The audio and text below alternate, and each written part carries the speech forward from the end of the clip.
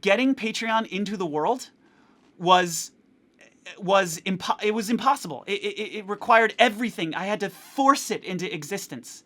And sometimes building a plan is about that. It's about the grit and tenacity to dream up the world that you want and pushing it into existence and making it come true. We're gonna get so good at paying creators. Within 10 years, kids graduating high school and college are gonna think of being a creator as just being an option. I could be a doctor, I could be a lawyer, I could be a podcaster, I could have a webcomic. Like, it's just gonna be something you can do.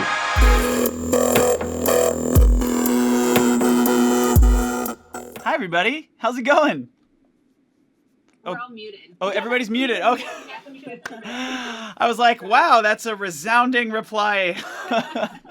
I'm gonna zoom out today. What I'm gonna talk about is generally how I approach problems with my bands Pomplamoose and Scary Pockets, and how we plan our year to solve whatever the fuck is thrown at us, no matter what the problem is. I love this annual planning process. I do it every single year. It just makes me pumped. It's like, it just gets me excited. Okay, let's jump straight in. This is how to build an annual plan. So why? Let's start with why. Why build an annual plan? 3 things. First, focus.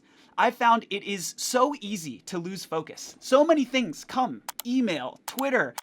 My tendency as a creator is to be, yes, ooh, that's exciting, let's do that. And guess what happens when you do that? You go a little bit this way, then you turn around, you go a little bit this way, then that thing is shiny over there, so you go a little bit that way, and you never kind of make progress in any one direction. An annual plan shows you the future so that you know exactly where to go and helps you focus on the future. Number 2, know what you want. Oh my gosh, this one has been one of the most important lessons in my life ever. I think I know what I want.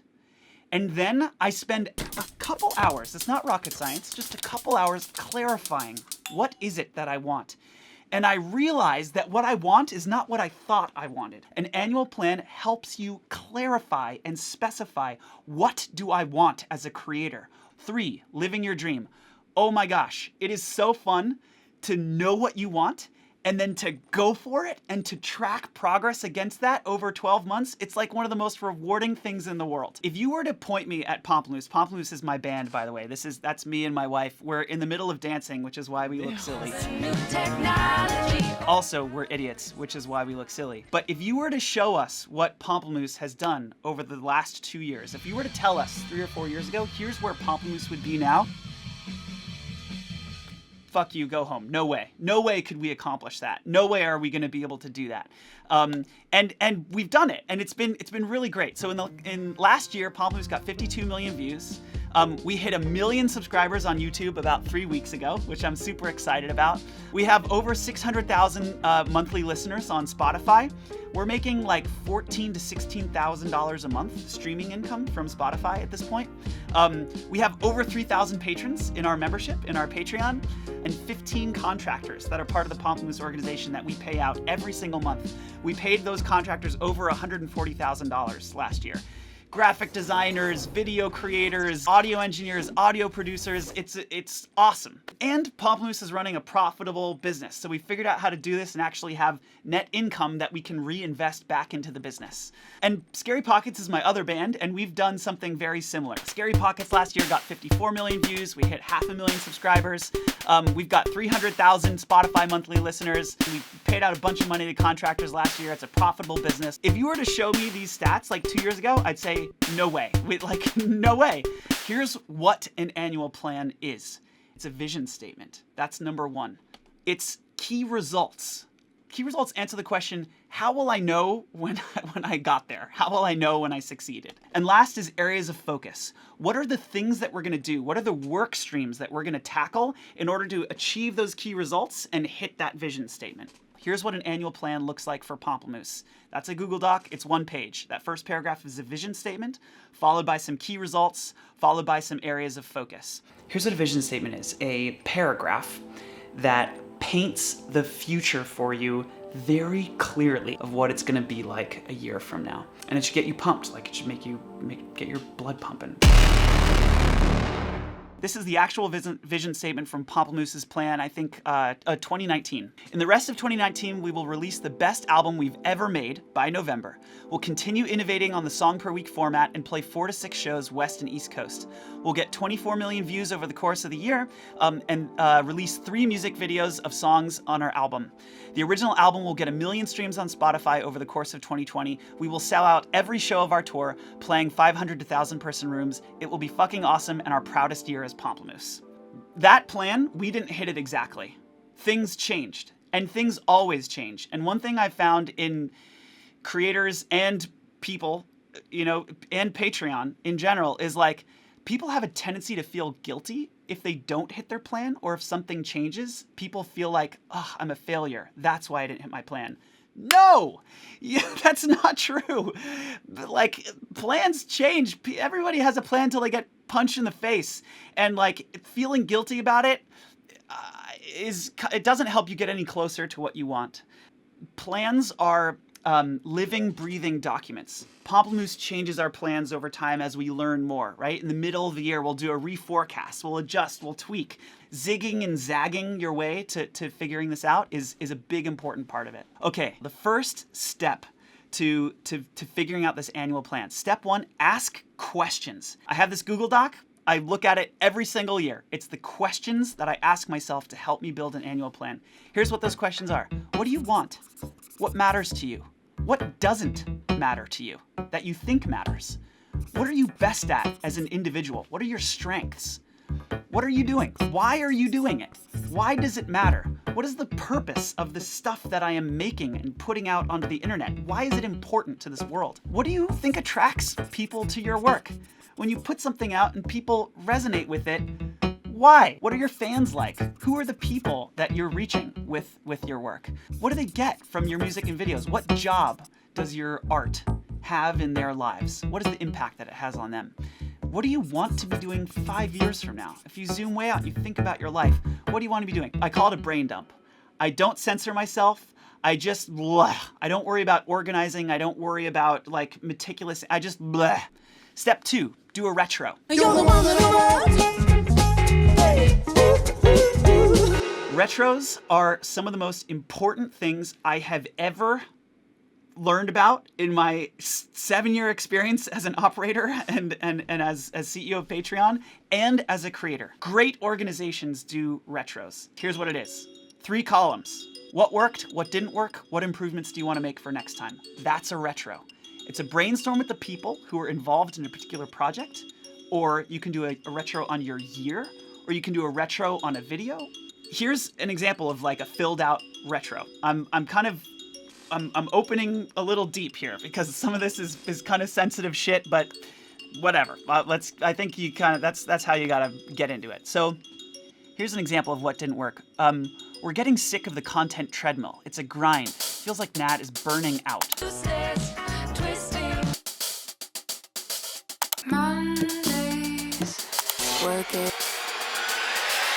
It's a legit problem that we can solve in an annual plan, right? But again, I'm not even thinking about annual plans here. I'm just thinking about some of these problems. And anything goes in there, right? Like you just fill it with the stuff that isn't working for you. And then check out improvements for next time. Natalie could do less organizational management and more creative stuff like songwriting. Natalie found herself doing like logistics and project management, and she looked up one day and was like, holy shit, I'm like a manager, not an artist. And like she wanted to spend more of her time as an artist. Another legit problem that you can figure out how to solve. Anyway, this is an example of what a retro yields and how it's important in helping you understand what it is that you want and what you're going to work on over the next year. A retro also helps you learn after every swing. Creators take swings all the time. A lot of those swings don't work. And it can be really disappointing. But here's the beauty of it. If you commit to learning after every swing so that every swing gets a little bit better, oh my gosh, then 5 years from now, you're just unstoppable. So a retro helps you learn what didn't work, what did work. It really holds you accountable for improving after every single swing. Let's talk about problem statements for a second, because problem statements are critical. This middle column, what didn't work, it's important, I've found, to frame those as problem statements and to think deeply about what a problem statement is and what a problem statement is not. Sometimes I hear people say things like this. Oh, I need a manager. Really, what I need is I need a manager to help me with the business and run things. That's not a problem. That's a solution that might or might not work. What's the problem? What's underneath this feeling that I need a manager? Because I'll tell you something I learned as Pomplamoose. We worked with 4 different managers. None of them knew what to do with our weird frickin' internet business. We know, and you know, better than anyone else in the world how to run your business. Your businesses are weird. You are internet creators. No one has ever done what you're doing. This is an unprecedented time, and you have so much detail and understanding and complexity in your brains about how to run your business. I need a manager is not a problem statement. A need statement is not a problem statement. The format of our videos isn't changing, and it's starting to feel predictable and stale. That's a problem. Again, this can feel very negative, but it's important to understand what the problems are. And do you see the difference between that and we need a manager? So let's talk about what a problem statement is. A problem statement gets behind the symptoms. It finds the root of the problem. To find that problem statement, you gotta get curious. You gotta dig in, you gotta get specific. You gotta ask a follow-up question. Why do you need a manager? What's not working right now that makes you feel like you need a manager? Be careful that you don't add solutions in your retro column. Focus on what's wrong, what isn't working. When you really understand what the core problem is, it can actually set you on a very different course for the kinds of solutions that you do. Okay, visualize the future. So after you've done a retro, after you've asked yourself some questions, after you've really clarified problem statements, visualize your future. Dream up the perfect year based on your questions in your retro and your answers. I fast forward a year. Okay, it's June 1st, 2021. 2020 went perfectly. You feel grateful and lucky to be where you are. The last year was a dream come true. Imagine it, dream it, visualize it. Like if you fast forward a year and you're looking back and you're just feeling so energized and fired up, why? Tell me about your year. Don't think too hard. Just write. Organize your thoughts later. What happened? What didn't happen? How many views, how many listens, how many fans did you get? What did you create? How did you collaborate with anyone? Did you collaborate with anyone? Who? What makes you feel proud of your work this year? What's your team like? How much money did you pay out to your team? How much money did you make as a creator? How much did you reinvest in your business? These are the kinds of questions I ask myself. And I'll just offer one thing about money here. I found that creators have a tendency to not want to talk about money, which I totally understand. I had that too as a creator. But as a creator, you're the CEO of your own business. And not thinking about money and not thinking about how much money you're going to make and how much you're going to spend, it will hurt you more than it will help you. Pomplamoose, we barely have net income. Like, I'm really proud that it's a profitable business and we manage it as a profitable business, but we're not amassing wealth. Like, that's not why we make music videos. Like, we treat money as a tool to create art.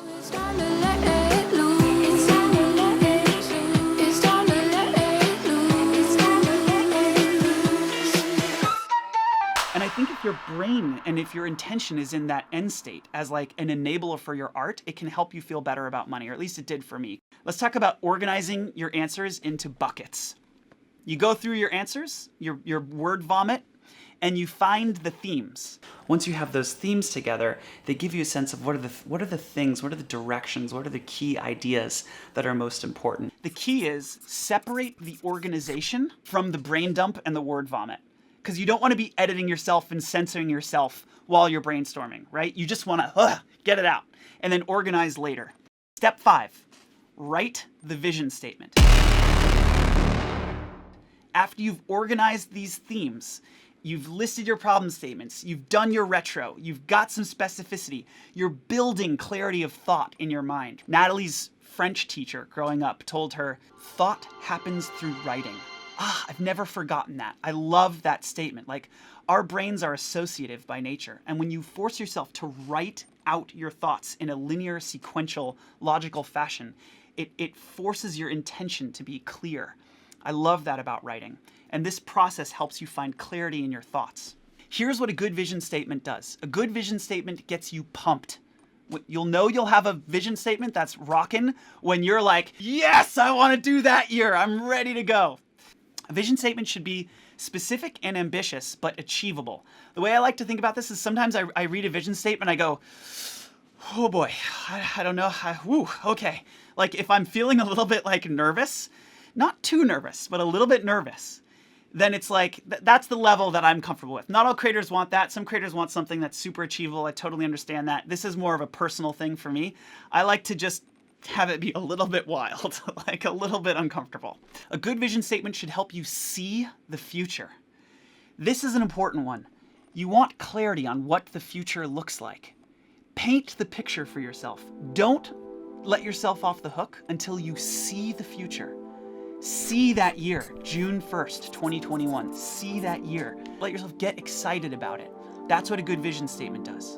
This type of thing, a vision statement, also works if you are hiring a new teammate and you want to help them understand what their job is. You can go through this process to create a vision for that person. Joe, who's watching this call, Joe's helping me build out my YouTube channel. And this is the vision statement. I'm not saying, hey, Joe, here's what I want every video to be like. Here's what I want this video to be. I'm saying, hey, Joe, here's what I want and here's what success looks like. You got to have some clarity for new people that get hired. And I think a mistake that a lot of new managers make and creators make is not defining success for new employees. Choose key results. Brainstorm and decide on binary key results that tell you whether or not you've accomplished your vision. A good key result is binary. You hit it or you don't. Key results can be qualitative or quantitative. One of Pomplamoose key results was, we're fucking proud of our album. Do I know what it's like to be fucking proud of something when I make it? Yeah. Like, that's binary for me. Sort of, but it's close enough. Look through your brainstorm. Really pick out the things that define success for you. Those are your key results. A good key result makes you feel excited. Like the vision statement, you look over your key results and you go, yeah, I want that. Feels really good. Good key results for me are a little bit of a stretch. They make me sweat a little bit. They make me a little uncomfortable. Here's Pomplamoose key results for our annual plan. We're super fucking proud of our album. 24 million views in 2019. 2 million views on the original songs from our album by November 12th, 2020. We wanted more attention on our original music as opposed to covers. That was important to us. Sell out 4 to 6 shows at 500 to 1,000 tickets per show, and $110,000 in annual membership revenue. Looking at those, we hit 1, 2, 3, 4 of the 6. Choose areas of focus. How am I going to achieve these key results? You want a few areas of focus for yourself. It directs your day-to-day activities. It pushes you closer to your vision and your goals. Imagine 6 months from now, you get stuck. You're going to look at your areas of focus to help you figure out, what do I do today? Areas of focus should be enough work for a year. They can guide your actions and your day-to-day behaviors for a long, extended period of time. Good area of focus will unblock you from feeling stuck. Here's Pomplamoose areas of focus. Innovate and iterate on song per week format. 2, build and execute on a comprehensive go-to-market strategy for our album. This is terminology that I'm familiar with. Feel free to use terminology that you're familiar with. This just means market our album. In retrospect, I actually don't like this area of focus that much. It's like a plan for a plan. In hindsight, this area of focus feels a little bit too broad. I wish it were a bit more narrow. And 3, plan and execute 3 membership pushes. For me, that's like a special offer, something that we can do to staircase up our Patreon. The future is not inevitable. The future is created by humans. I think a lot of us feel like the future is something that just happens. We see this and we think, this was meant to happen. This is gonna happen. Creators make things. Creators take dreams and they make them the future. This is me the morning Patreon launched. I'm on the floor of my dad's house because my internet wasn't fast enough, and I had to go to my dad's house to launch Patreon. And I had been up for 34 straight hours. That little plate right there, that's leftover pizza from the night before. Getting Patreon into the world was impossible. It required everything. I had to force it into existence. And sometimes building a plan is about that. It's about the grit and tenacity to dream up the world that you want and pushing it into existence and making it come true. And everyone can do that. It's just about understanding very clearly what you want, defining that very clearly, and then having the guts and the grit to actually make it happen over the course of a year.